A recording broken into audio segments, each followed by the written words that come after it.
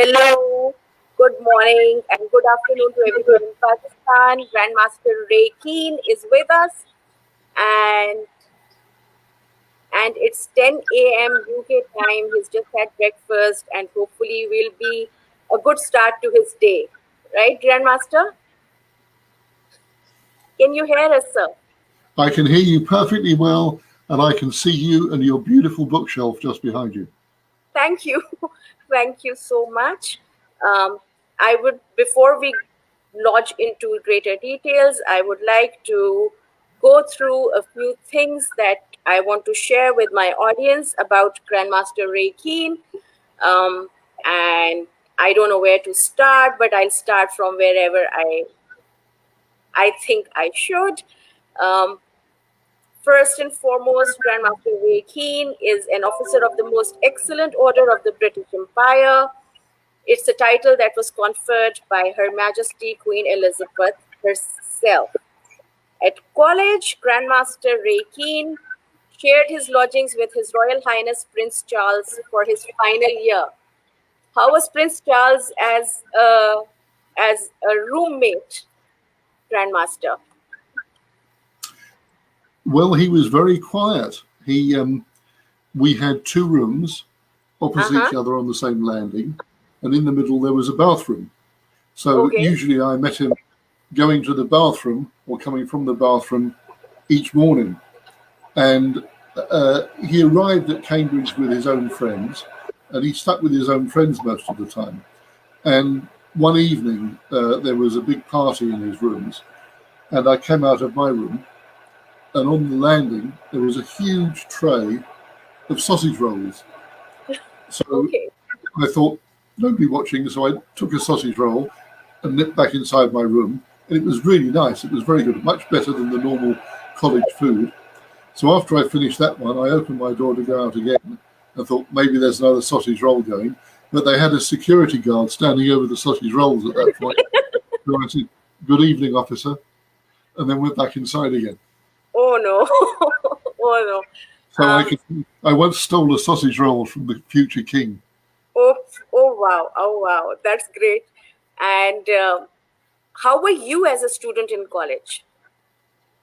Well, I studied languages, specifically French and German, and I ended up focusing solely on German language and literature.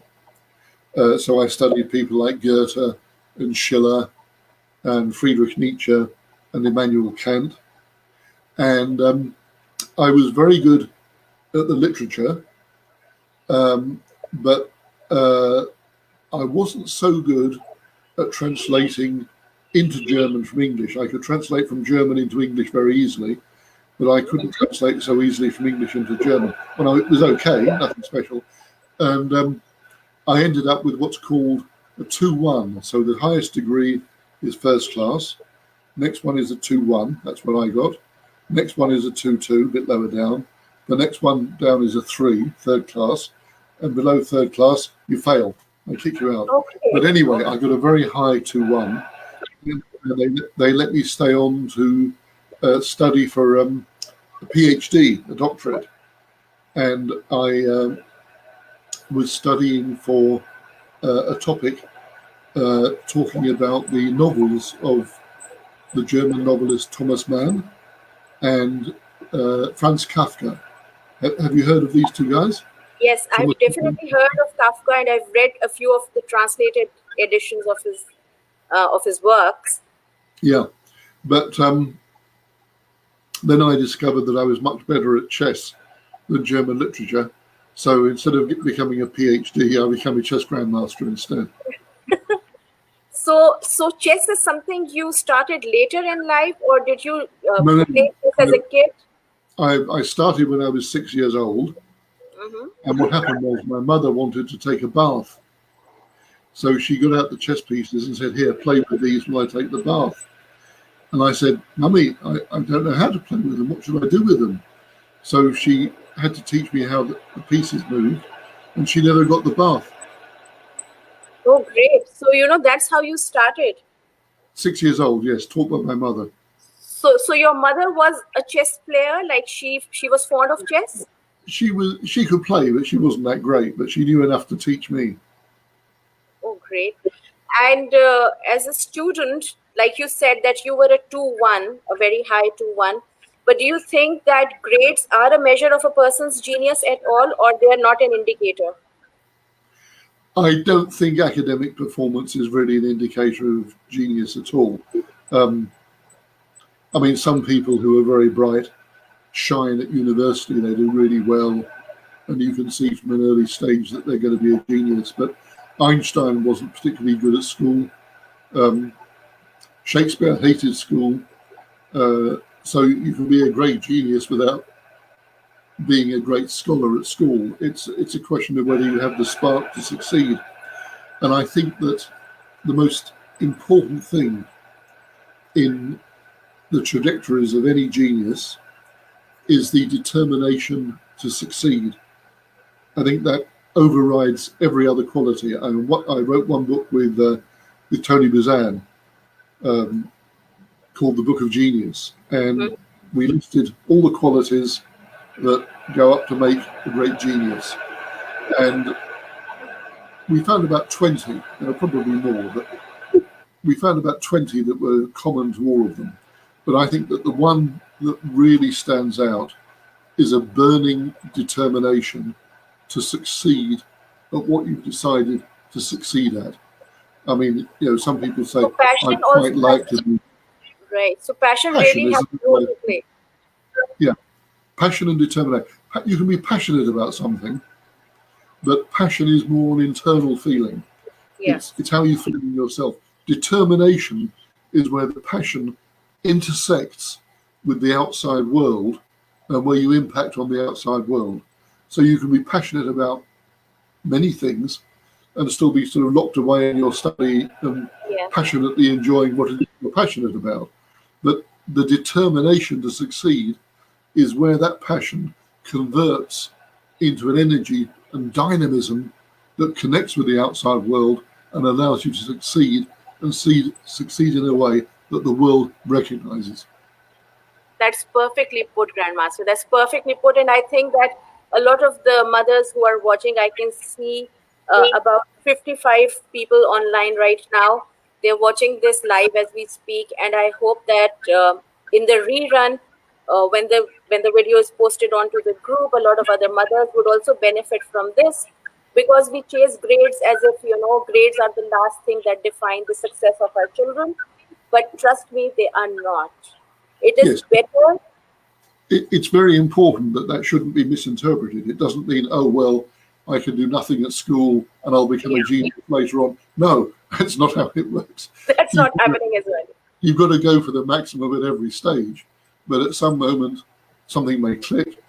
Something you've learned at school, which may be nothing to do with your subject, may suddenly enter your mind. You may be very good at maths at school, and then when you leave school and go to university, you may suddenly discover that you had a talent for poetry or literature, or suddenly think of some scientific invention. But at every stage of your life, you have to work hard at it. You've got to be industrious as well as everything else. You can't just sit back and say,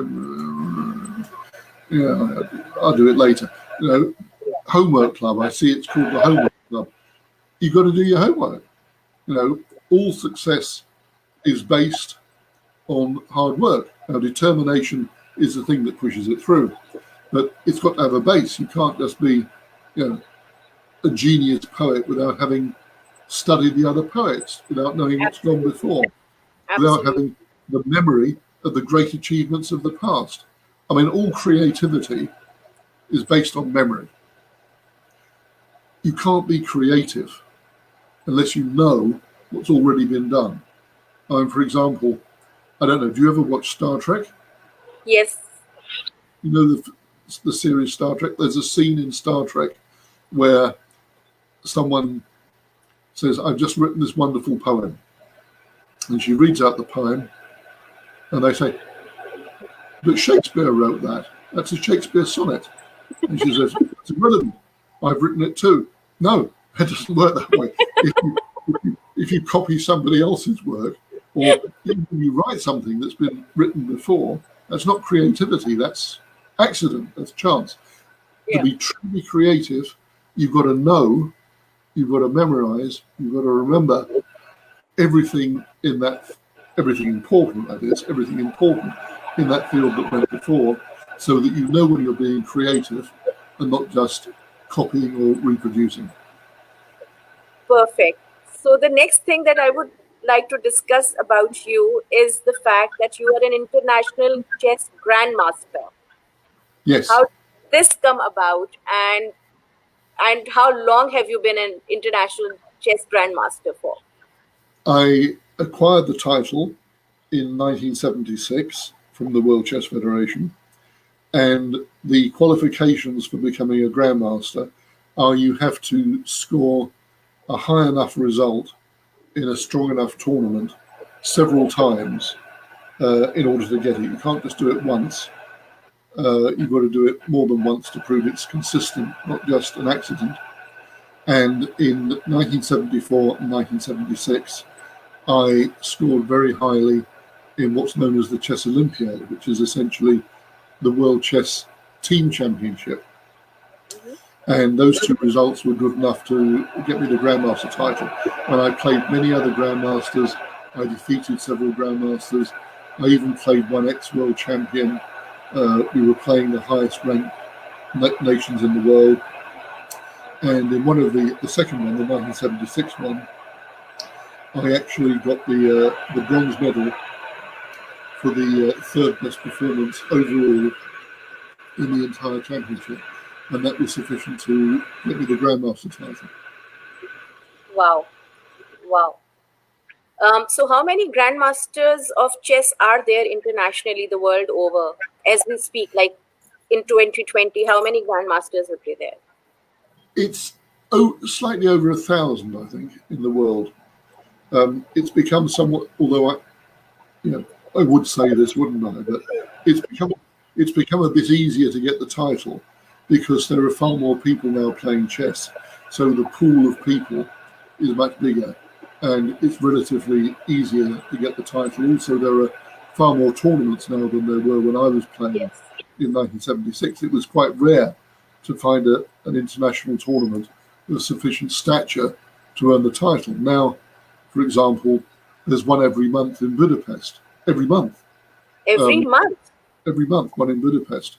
And they're all over the world. So far more countries are playing chess. China is playing chess. There are tournaments everywhere now. So the opportunities are far, far greater to make the right sort of result. And also there are a lot more young kids taking up chess, especially in India. And India has 64 grandmasters. Lots of them are sort of 12 years old or 13 years old.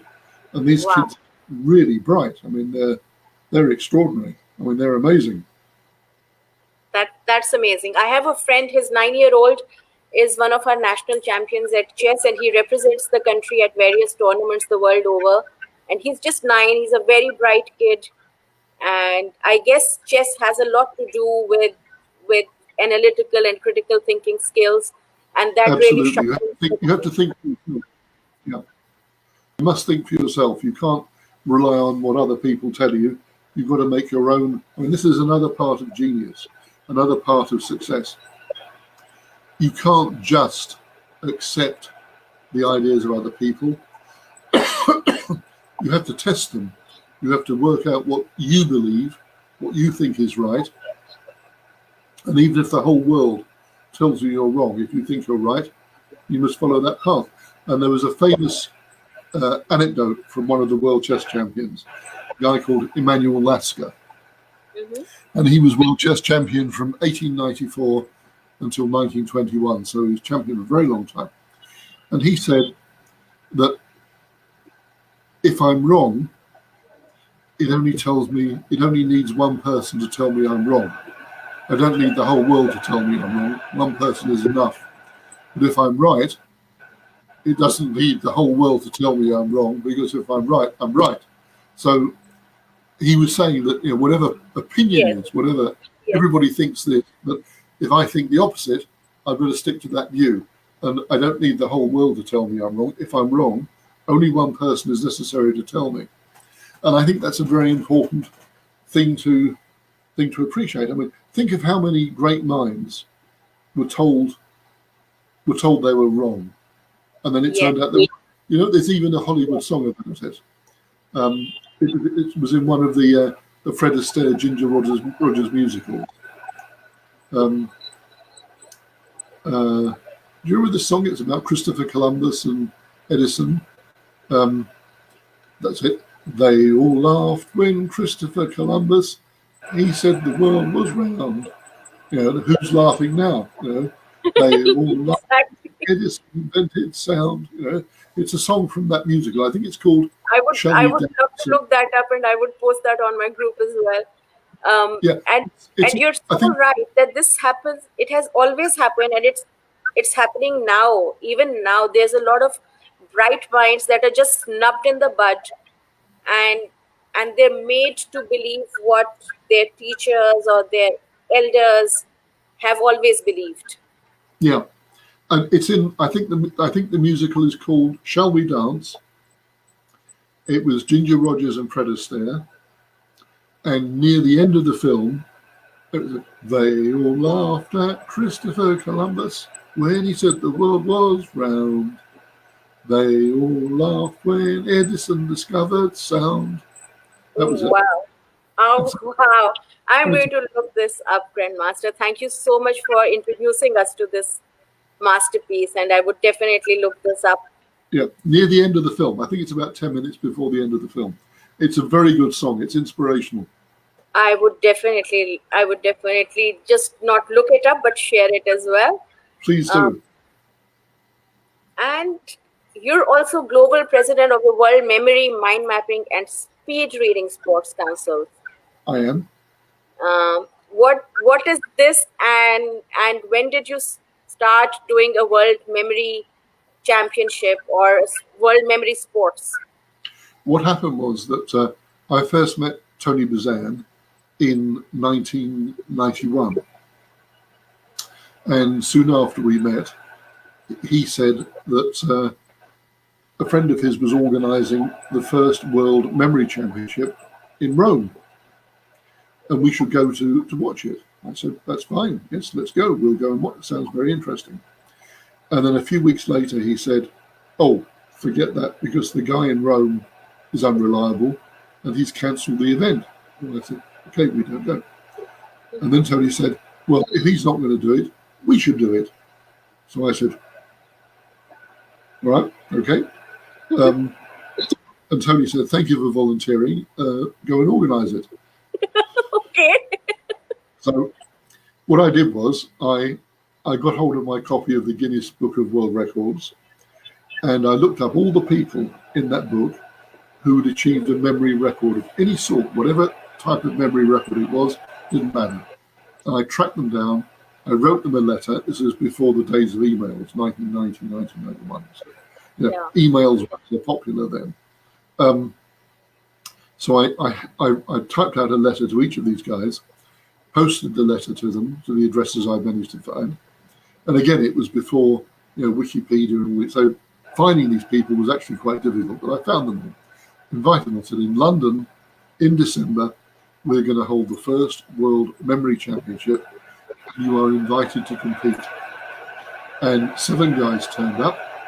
It was a one-day event, and that was the first World Memory Championship.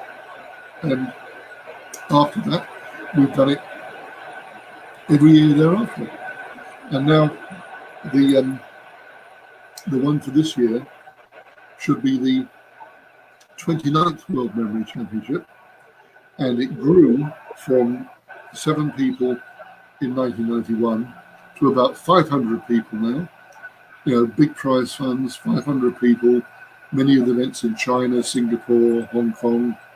We were going to have the one this year in India, and of course, because of coronavirus, we had to cancel it. But we're working on trying to get the championship online in December, and I believe that the team from Pakistan has already entered.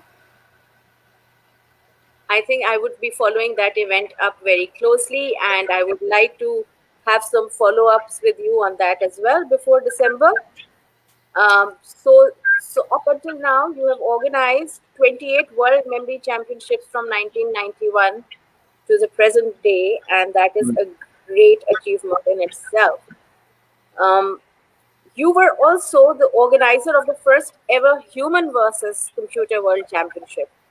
That's correct. It was in 1992, and in London, I organised the first ever championship for the world title between a computer known as the Chinook program and Dr. Marion Tinsley, who was the greatest drafts player the world has ever seen. And in fact, in my book, I don't know if you can see this, you can see that the book that we're going to launch today is dedicated to Dr. Marion Tinsley. Oh, wow. To all the audiences who are here, we have been honored by Grand Master Ray Keene that this event will be part of his book launch today, and we will talk about the book. His book is out, he's got it, it's called 2020 Vision, and we would be going in the details right after we're done with his introduction. We are almost done. In fact, this is his 205th book, which in itself is tremendous. I don't know how, or I mean, how is it even possible, Grandmaster, to write over 200 books? Well, actually, I find it quite easy because I know what I'm writing about. So before I write the book, everything is here. I know what I'm going to say. So the problem is getting it from here onto the page. Actually deciding what to write is I structure it very quickly in my mind. So this book, in fact, I wrote in 2 days. Are you serious? Yeah. And this is something you've co-authored with Professor Tony Buzan? Yes. Now, what happened was that, as you all know, Tony passed away very tragically and prematurely last year on April the 13th, just over a year ago. And we were working together on various projects. And he left a lot of typescripts behind him for books that weren't finished. So what I did was I took material that he'd prepared for an unfinished book, and I added material to it. I edited what he wrote.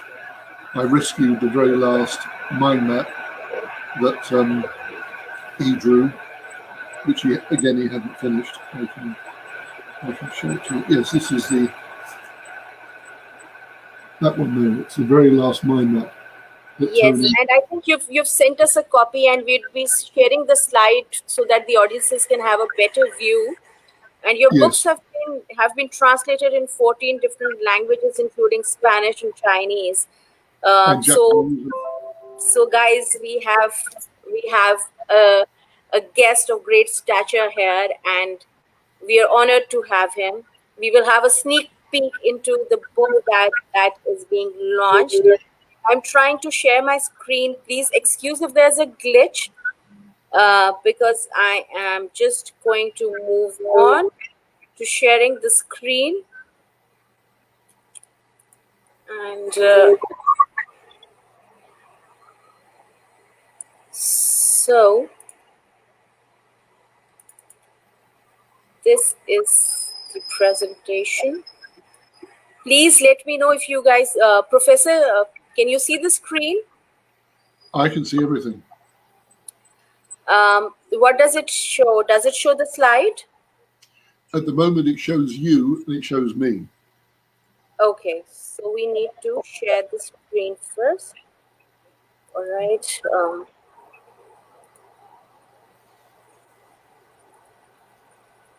It's here and it's sharing. Can you see it now?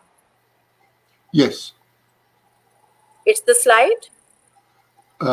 It says how to improve our minds and memory. Yes. And so 2020 Vision is Grandmaster Ray's 205th book. Correct. This is what it looks like. It is co-authored by Tony Buzan, inventor of mind maps, and Ray Keene, OBE, International Chess Grandmaster. It has its foreword by Dominic O'Brien, who is 8 times world memory champion. And actually, this talks about mind sports, mind mapping, and the brain, right? Correct. And it's bang up to date, because what I did was I took what Tony had been writing, added my thoughts as well, and I made it relevant to the current COVID crisis, coronavirus crisis, because life is going to change, and is changing because of this pandemic.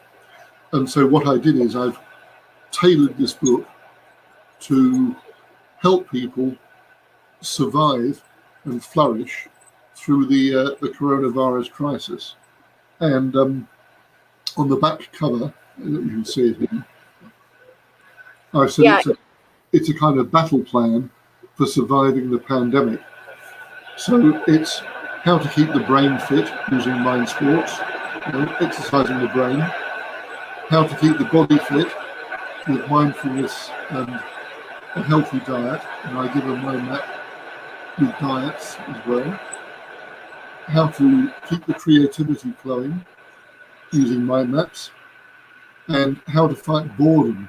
If you're locked in at home, you can't go to school, you can't go to university. It has IQ tests, it has mind sports puzzles, it has challenging mind maps, it has exercises, it has it's full of practical advice, so that if you're stuck at home during a lockdown, you can go to this book and it'll give you things to do. It'll try to inspire you to use the brain and the body and the mind in a profitable way while you're stuck at home or working from home. So I think it's a relevant book for our times. So Grandmaster Ray, can anybody order this book? What I've decided to do, it's the hardback copy. There aren't very many of them. In fact, I've only got this one copy, but we're putting it online. It's really meant to be an ebook.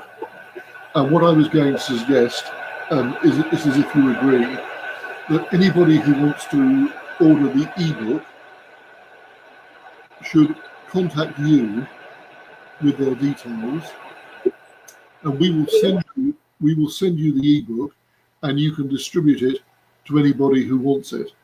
And I don't know what ebook prices are like in Pakistan, but I was going to suggest a price of $10. Does that sound reasonable? Yeah, that sounds reasonable. So anybody who wants the book, anybody who is listening now, or anybody who you contact on social media, or anybody to whom you distribute the video of this conversation, if they simply send you an email and say they'd like the book, we'll send you the electronic version. You can distribute it to them, and then we'll give you the details of how they can pay us the $10. Perfect. That would be perfect. Thank you so much for this great offer. Yeah. So this has a few mind maps that I have simulated with the help of my husband. So the big concept that I understood from the book is that how mind maps can be used for a better mind, a better body, and a better life. That's it. So for people who are not in the practice of making mind maps, I have already shared a separate video on how to make mind maps by Mr. Tony Buzan. You guys can look it up on the group. This one, for example, talks about the process itself. So Grandmaster Ray, can you just take us through this process, please? Yes, the thrust of the mind map is that it mirrors the way that your mind actually thinks. That it doesn't think in terms of lined paper and black and white notes. It thinks in terms of color and imagination and association. And the mind map is a natural manifestation of the way the mind operates. And it's colorful, uses color. You can see there's a line color on the screen. Yeah. It uses lines, but they're organic lines. They're not stratified lines on a notepad. Yeah, Professor Tony always insisted that they should be curvilinear lines and not linear lines. It uses images, it uses structure, it uses words, and you can draw it. Now, we're working on a mind map software, which we haven't perfected yet, where you'll be able to do the mind map by voice control in 3D. So it'll come out 3D, operated by voice. So instead of drawing it, you can speak to the computer program and it will create it for you. And what comes out will be a 3D, something you can print out on a 3D printer. But we haven't quite got there yet. This is still... That is something I would look forward to. Okay, one question before I move to the next question. In fact, would you like a water break? Because you've been speaking for some while. No, of course not. Wait, if other people would like a water break or whatever, a 2-minute break if you want. I mean, if other people want a quick break, I can do an impression of something or whatever. If they want a water break, I don't mind. But I'd rather. Yes, please. Anybody else who wants to stretch their legs, have water, take 3 deep breaths, whatever relaxes you. 2 minutes. We'll be back in 2 minutes to discuss the rest of the book. I'll have an iPhone break to check on messages. So, okay, please do. Please do. Oh, I have a message from the Pakistan Psychiatric Association. Oh wow! I think people are watching you online as we speak. Yes, but Pakistan Psychiatric Association honours Professor Dr. Datu Ahmed Ali Khan. Oh, there we are. So I'm even getting messages from There we are. You can see it. There. That was a coincidence. What's this one? It's about an opera.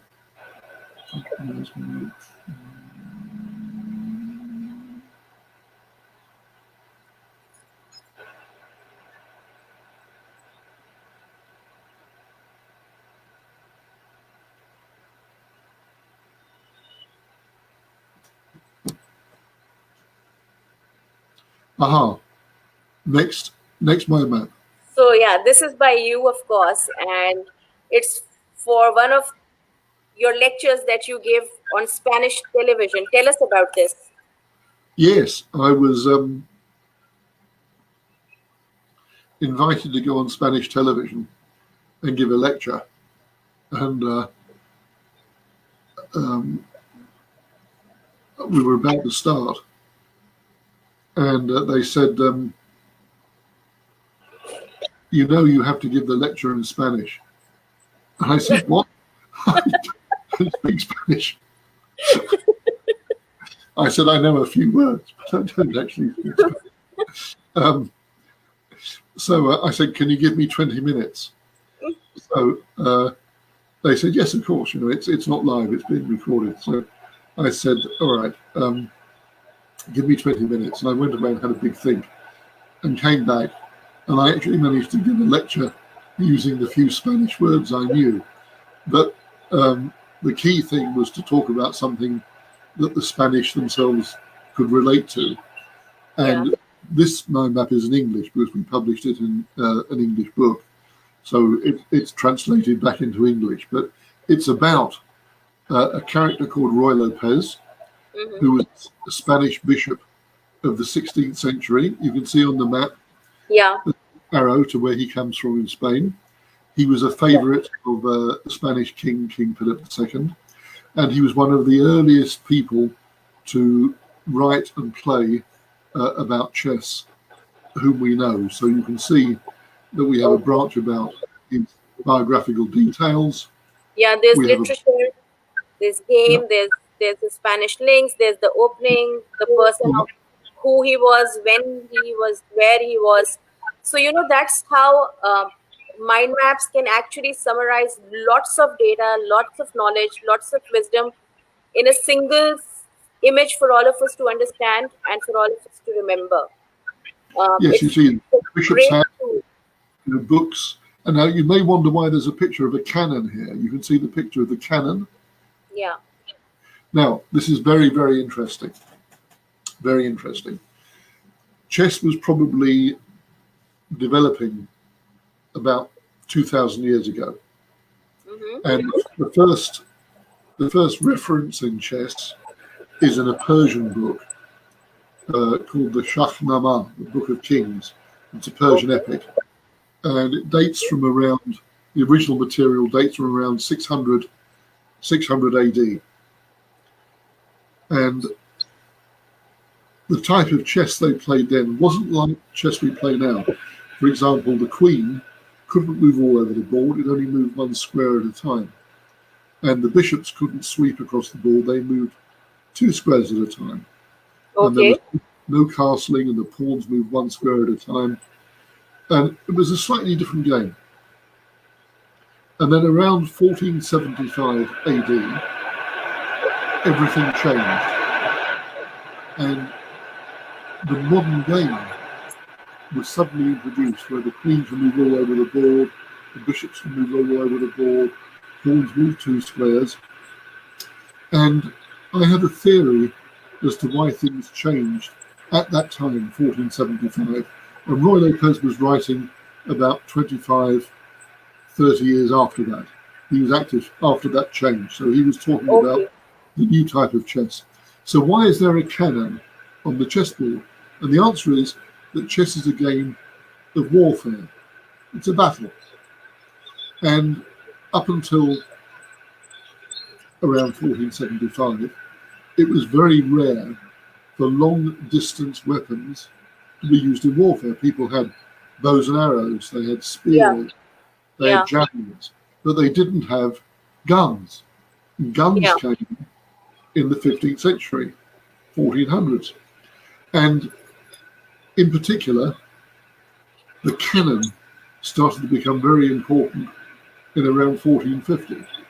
So what's the use of a game of warfare if it doesn't reflect contemporary warfare? So it was a natural progression for chess to modern warfare and start to introduce distance weapons. Now, if you look at that period around 1475, you suddenly see that in the human brain, collectively, and this is very interesting, collectively, distance and perspective start to become very important. So look at art. Art before that time was actually quite flat. But around that time, Leonardo da Vinci, Michelangelo, Raphael, you start to get perspective so that you can see that something in the distance is swaying and adjusted in space to the way, for example, you could see a very big skyscraper 2 miles away, and it'll look very tiny like this, but of course it's very big. That's perspective. So in art, they discovered the use of perspective. Christopher Columbus was the first person to sail directly across an ocean. Most other navigators before him, they sailed around the continents. They sailed around Africa, around Asia. He went directly across the Atlantic. It's a totally new perception of distance. In warfare, the cannon came in when Constantinople, the capital of the Eastern Roman Empire, fell to the Turkish Empire in 1453. The Turkish Sultan, Mehmet II, used cannon to breach the walls of the fortress of Constantinople. So you have the cannon in warfare, Columbus in navigation, Michelangelo, Leonardo da Vinci, Raphael in perspective, and chess had to adapt. Hence the cannon. The cannon is the symbol of the distance in warfare, and that's why the queen and the bishop and the pawns all started to increase their powers. The board stayed the same, but the pieces adjusted to to contemporary conditions in 1475.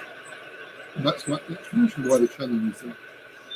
This brings me to a question, Grandmaster. So was chess a game that royalty played, or was chess a game that was played by everyone at that point in time when we have this mind map for?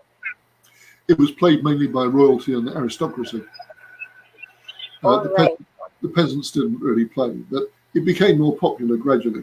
And also, it's very interesting that in the Middle Ages and the Renaissance, women played very much as well. Lots of women chess players, you can see them in art. And it was only in the 19th century, when the top chess players became professionals, that women stopped becoming good players. Well, there were fewer women players. Now it's changing again. Women are becoming very strong players again. But there was a period when chess was professionalized, when women hardly played seriously at all. But before then, you see many examples in works of art of women playing chess. And this is, to me, very important, that girls have to be encouraged to play chess now as well, because it's such a great resource for training the mind to think properly, logically, mathematically, creatively. What's that noise? Can you hear a noise? Can you hear that noise in the background? That's better. There was a noise like the sea. Did you hear that? Yeah, I can hear the noise. It's gone now. It's fine. But I could hear this sort of roaring noise, like there was an ocean. Yes, I thought it was from your end. Sorry? It's much clearer now. I thought it was from your end. I'm not too sure. Oh, right. No, I didn't hear anything here. I just heard it on the stream. Did everybody hear what I said, or did that noise drown it out? Do you want me to say it again? If you could just repeat it, please, because I don't think it was very clear. Right. Okay. There was a bit of a noise that disturbed what I said. So I was saying that... So we were talking about women chess players. Yes. Before the 19th century, when the top chess players became professionals and actually played in tournaments, earned money, dedicated their lives to chess as a profession, women played chess just as much as men. And that declined in the 19th century, but we're now working back to the point where far more girls are playing chess, where this resource is becoming available to young girls as well as boys, that girls' chess is encouraged, that it's a resource that girls should have access to just as well as boys. And we're coming out of that period when it was almost exclusively a male preserve. Now it's much more democratic, gender fluid, gender open, and that's a very good thing. Perfect. So let's move to the next one. Grandmaster, one question. When we are discussing these mind maps, you're telling us these great stories. Are they part of the book? Yeah, they're all in the book. Oh, great, great. So anybody who wants to, know more about interpretations of the mind map, about history behind why the things that are showing here are showing here, please buy the book and and go buy the book. This is a mind map that is for healthy eating. It's a 14-day diet. I think Professor Tony has made this because I see his handwriting. Yes. Now, this is part of the program for dealing with the coronavirus, and I've noticed that during the lockdown, certainly in the UK, that a lot of people I know put on a lot of weight. Yeah. They're stuck at home. They start to eat snacks all the time. They're not getting any exercise, and the purpose of this mind map is to create a diet that you can use at home during lockdowns or whatever, that stops you from putting on weight. And of course, right at the bottom, there's the famous Tony Buzan formula, which he called TEFPAS, which is trial, event, feedback, check, adjust, success. And this is a formula for dealing with any new situation that you want to try out. So first of all, you try to do something. You try to follow the diet, for example.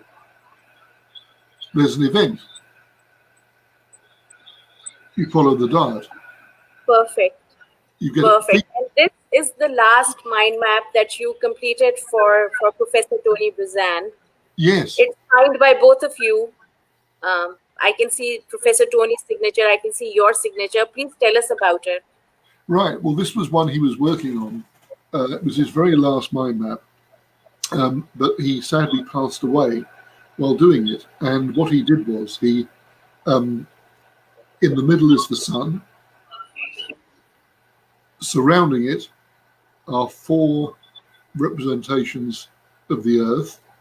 And then the circle is the voyage of the Earth around the sun. And that was as far as he got. He drew the sun, he drew the Earth, he drew the circle. We discussed what to put in it. And it's the top 10 things to do to enrich your life. And he told me what his ideas were, but he never finished it because sadly he tripped up, fell downstairs and died. So I finished the mind map for him, and the outer bits are done by me. The central bit is done by him. Fortunately, I got his signature before he died. I didn't know he was going to die, so that was very fortunate. It was done on the 29th of the 1st, 2019, which was actually my 72nd birthday. And you can see that it does the top 10 things. It's health, healing, speed reading, memory, your pets, color, spiritual dimension, genius, art, and mind map. So there are 10 things to help you enrich your life.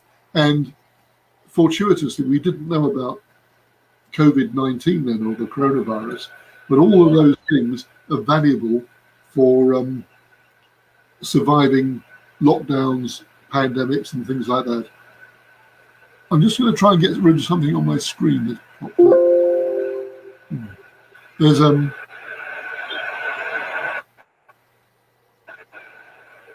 There's something popped up on my screen that looks like it says cloud drive. Can you see that, or is that? There's something popped up on my screen that says cloud drive. What have you got on your screen? Have you still got the mind map? I've still got the mind map, yes. That's fine. Okay, we'll ignore it. I mean, so long as you can see the mind map, that's fine.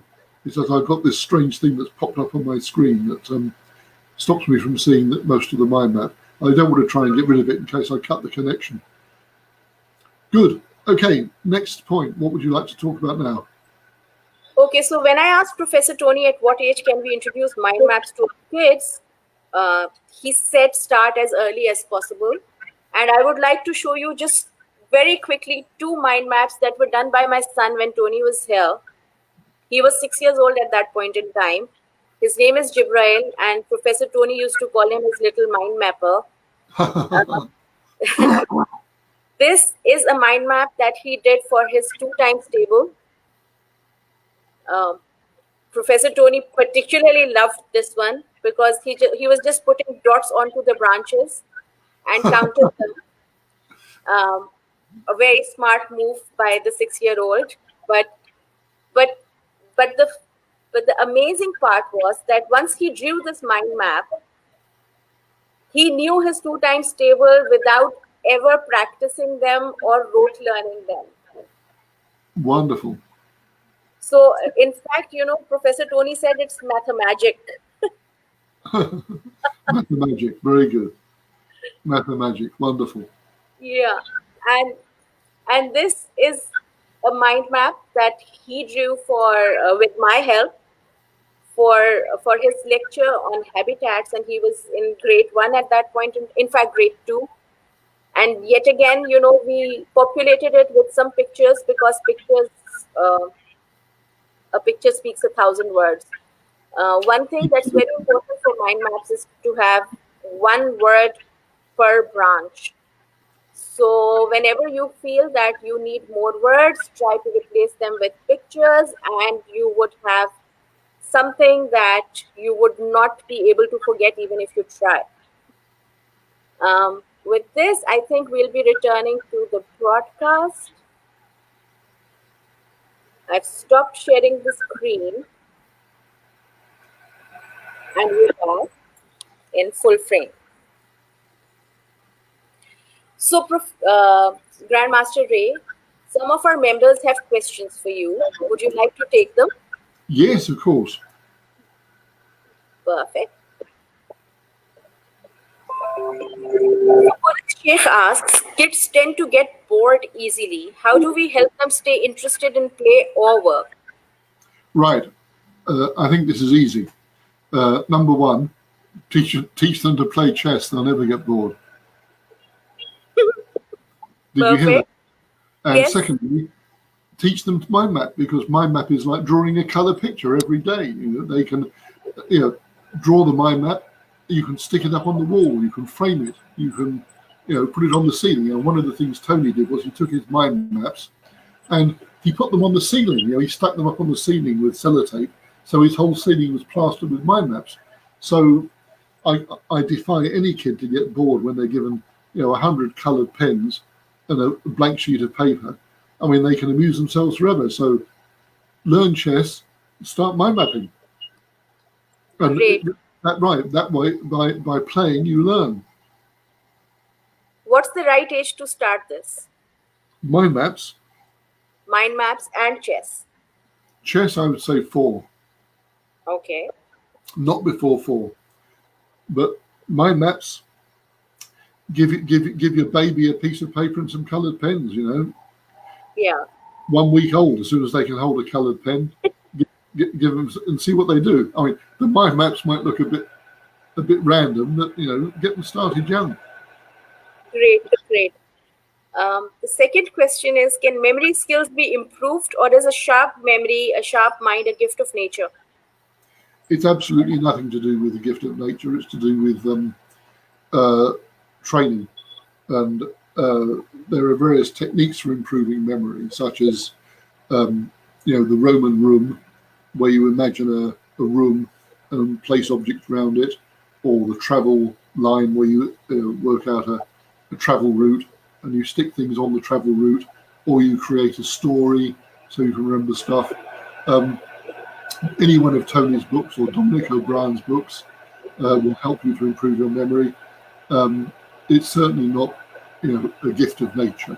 You have to work at improving your memory. Otherwise, as Leonardo da Vinci said, it rusts and falls into disuse. So the key thing here is to use the brain, because the more you use it, the more connections are created and the better it functions. It's a machine that needs to be operated, pushed, but not all the time. I mean, obviously take time off for enjoying yourself, get proper sleep and do things like that. But I find that, the more I work with my mind, the more I work with my brain, the more ideas I get, and creativity tends to follow from generation of ideas. So absolutely, memory skills can be improved, and that's the way to do it. It's nothing to do with being born with 2 brains or horns or something. All right. So next question is by Varisha Khurram, and she asks that, is there any type of diet or exercise that can help in improving memory for adults and for kids? Yeah, I would say that the diet we put in the book, which you saw on the screen, is very good. And especially fish. Fish is very good for the brain. One of my other positions is I'm president of the governing council of the Institute for Brain Chemistry and Human Nutrition at London Imperial College. And fish with omega-3 fatty acids is very good for the brain. So eating a marine-based diet is extremely helpful. And I would say also that exercise should be gentle exercise, that walking, in my opinion, is better than running, because running can shake up your insides. And for kids, it's not so important. But as you get older, it's better to do a lot of walking than a little bit of violent exercise. and especially jogging. If you jog, when you jog on a hard surface, it can be very bad for the inside of your body. That's why I think that walking and getting fresh air is a better idea than jogging.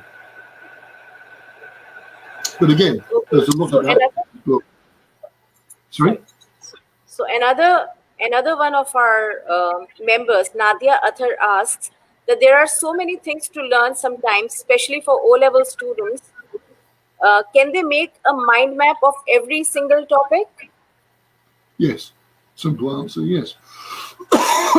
What I would suggest is one strategic mind map, embracing everything in summary form, and then a specific mind map for each topic.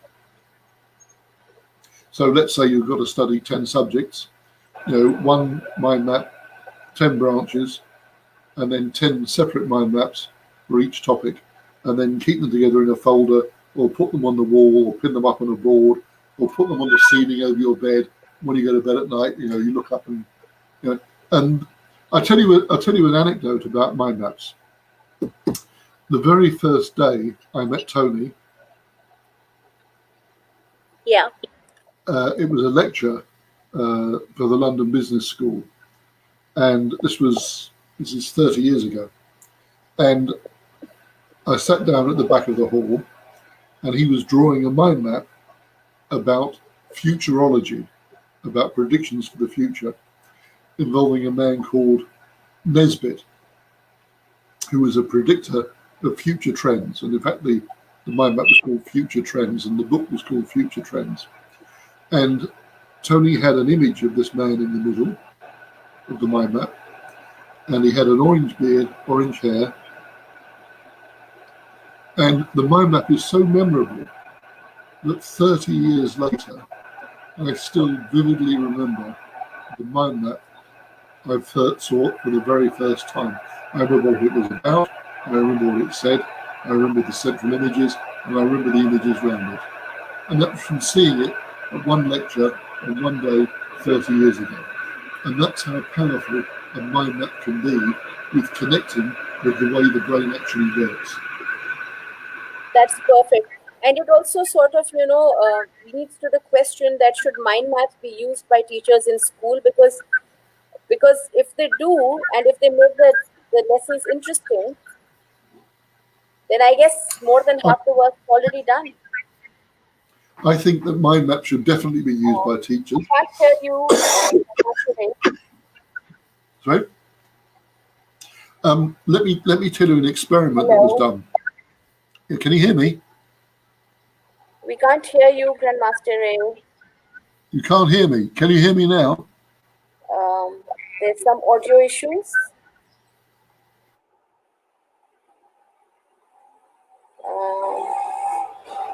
How bad? Can you hear me now? Check for your way. It's coming.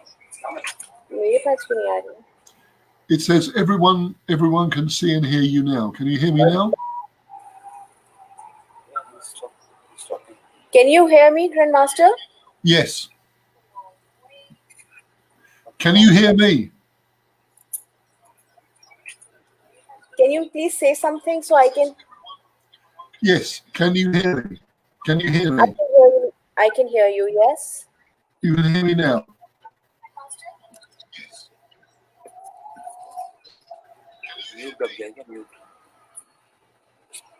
I can hear you now.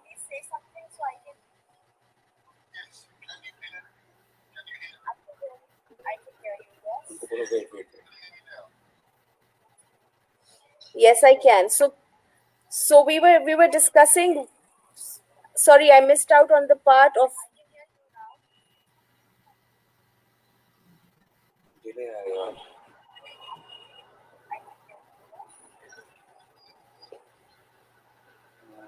Yes, I can. So we were discussing. Sorry, I missed out on the part of.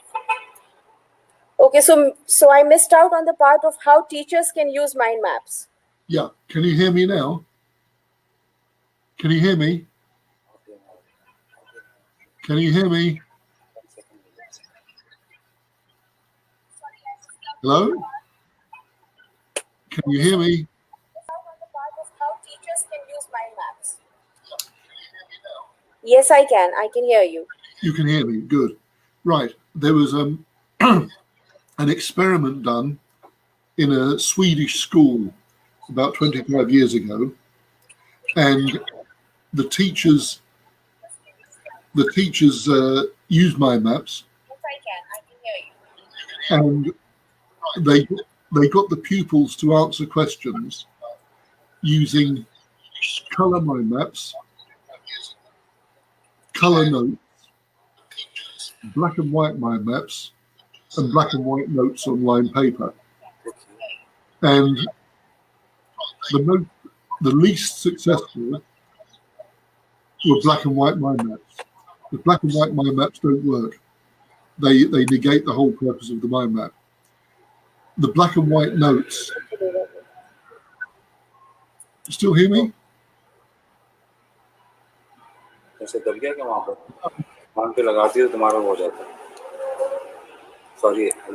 Okay, so the next question is, can worry age your brain?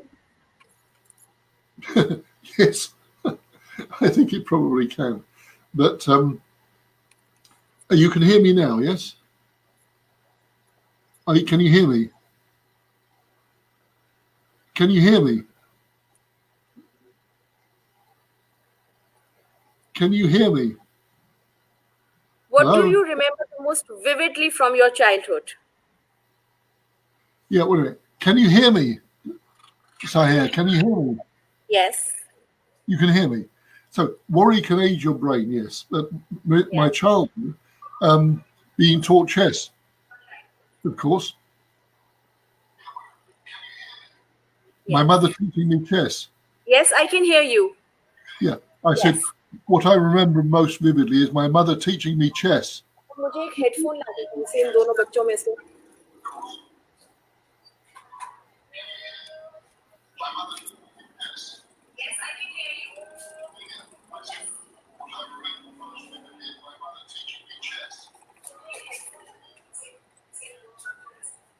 Okay.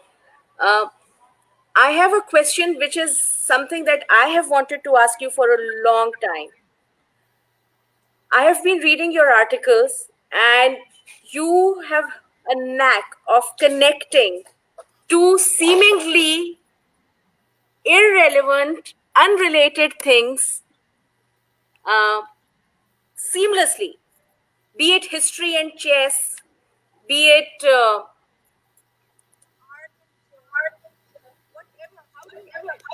how do you manage to connect so seamlessly? The answer is in something that Leonardo da Vinci said. Leonardo da Vinci said, everything connects to everything else in some way. And I believe that, and inspired by that thought, I look for the connections. So inspired by genius, Leonardo da Vinci, the world's greatest genius. That's how I do it. That is amazing. It's something that Professor Tony always insisted upon, and I see it manifested in your writings, and I am always delighted by what I read. Good. Well, tell me what you think of today's article. It should be coming out very soon. I love it. I love it. Excellent. Okay, so one of our members, Aishwarya Dharba, would like to know, are there any online classes available for kids to practice chess? I will find out and let you know. I'll find out. I'll let you know. Great. Okay, Faika Iram Arshad asks, how to boost up memory for retention of facts and figures? Again, it's a question of using a technique such as the navigation technique or the Roman room or the memory palace. And any one of Tony Buzan's memory books or Dominic O'Brien's memory books. And I believe you're having Dominic O'Brien on in a future week, aren't you? Yes, I am in talks with him, and he's working on a book. He'll be on our group as well. So Dominic O'Brien is our Our guest in line, yes. Yeah, the good answer is it can definitely be done. It's not a problem. The way to do it is to study the techniques. Dominic's book or Tony's books, they'll tell you all about how to do it. It's not a problem. You can end up memorizing great lists of things without any problem at all. For example, I've memorized all the Roman emperors, and it's not a problem that he thought whatsoever. I can do it off the top of my head. Wow. What technique did you use? Sorry? What technique did you use? Actually, I was lucky. I just logic, really. It just fell into place. It's the more association, that the association between one and the next one. It was for me. It was a logical progression, so it wasn't difficult to work out the way it went. I mean, when you said the way I associate things, I could see how one it morphed into the next. Yeah. What critical thinking? Critical thinking. Thinking for yourself. Making your own decisions, not taking up what other people say. Critical thinking, very important. As I said before, people have to think for themselves. Independent thought. Don't take what other people say for granted. Listen to what they've got to say, but then evaluate what it was and decide whether you think they're right or wrong, or whether partly right or partly wrong. Then make up your own mind. Perfect. Okay, does chess help a child in strategizing, and does it become second nature? Answer is yes, it does, and it does become second nature. Once you start playing chess, you start to think ahead. I mean, for example, Barclays Bank last week introduced an advert for their banking application, and they used chess, and they said they had a picture of two people playing chess. One of them was a girl, by the way, and they said, I wish I could think 20 moves ahead. Wow. So they're using chess as an example of strategy for their banking app, and using girls playing chess as well. So it's wonderful. It fits in perfectly. And the answer is yes, chess helps in strategizing, and yes, it becomes second nature. Right, a bit of guidance, obviously, but it's natural. Do's and don'ts to raise critical thinkers. Right, if you're a parent, the major don't is do not tell your kid that they can't do something. Don't say, no, you mustn't do it. I mean, unless it's life-threatening, don't be too strict. Don't be, oh, you mustn't watch that television. You have to go to bed. You have to do this. You mustn't do that. Now, I'll give you an example. That when my son went to Eton College, you've heard of Eton College, obviously. Yes. He came back after the first term and said, Daddy, all the other boys are smoking and taking drugs and drinking alcohol. And I don't really want to, but, I don't want to be the odd one out. What should I do? And I said, it's very simple, Alexander. How do they get it? They said, well, some boys come and they sell the drugs, they sell the cigarettes, and they sell the alcohol. And I said, well, how much are they charging for this? And he said, well, they're charging £5 for a pack of cigarettes, and £10 for a bottle of whiskey, and £20 for marijuana. I said, here's the answer, Alexander. Buy them from me, and I will charge you half price. I'll sell you the cigarettes for £2.50. I'll sell you the whiskey for £5, and I'll sell you the marijuana for £10. So don't take it from them. Come to me. I'll sell it to you half price. And you know what? He stopped drinking, he stopped smoking, and he never took drugs. Wow. If I said, no, absolutely not, mustn't do it, of course he'd have gone off and done it. But, I use strategy. Strategy, now, absolutely. Right. Do's and don'ts, critical thinkers. So don't be over strict. I mean, don't let them jump off bridges or commit suicide. But if you forbid something to a kid, they'll want to do it. They'll think, this is interesting, this is fun, this is exciting. I'm defying my parents. Like, if your son brings home an undesirable girlfriend or boyfriend or something like that, you don't say, never bring that person back. You say, wonderful, bring them around as many times as possible. I want to see them again. Oh, I want to be their friends too. That'll put them off completely. Absolutely. Absolutely.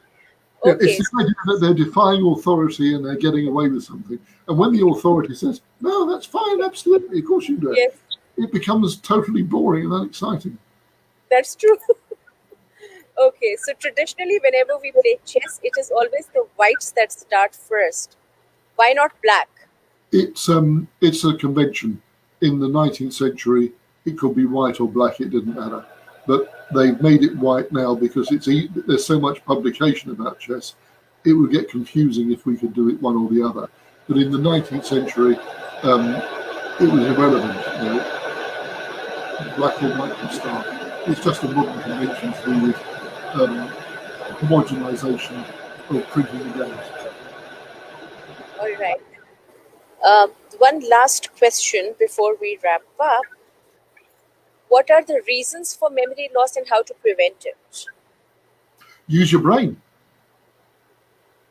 I mean, memory loss is connected with, again, Leonardo da Vinci said that if you don't use your brain, it's like water in a stream. It becomes sluggish and stagnates. Like iron rusts with disuse. Water becomes sluggish if it stagnates. You've got to use the brain. You've got to challenge it. And above all, I recommend that nobody ever retires. I mean, you may switch jobs. I mean, you may get to the age of 72 and lose your job or something, or have to formally retire. But don't just go home and think, oh, well, that's it. Now I'm going to home. You'll die.